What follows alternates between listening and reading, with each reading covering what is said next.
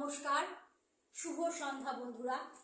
আজকে স্বরচিত কবিতা বিবেক। কেমন আছো কামদুনি? শিমুর, তুমি বা কেমন আছো? শীতলতার স্পর্শে চির নিদ্রায় বোধহয় শান্তিতেই আছো। মোমবাতি স্নিগ্ধ আলোর নিচে চাপা পড়ে আছে তোমাদের করুণ আর্তনাদ। খড়ের গাদায় এখনো খুঁজে পায় তোমার কুমারিত্বের চিহ্ন। তোমার দুই উরুর বিচ্ছেদ ভুলতে পারেনি দ্রৌপদী কুল।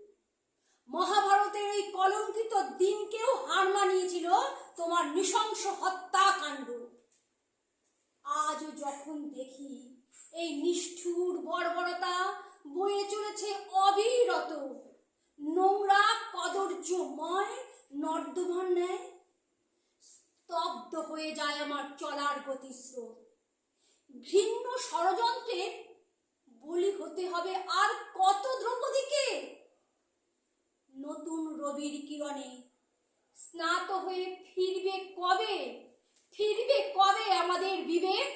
নমস্কার।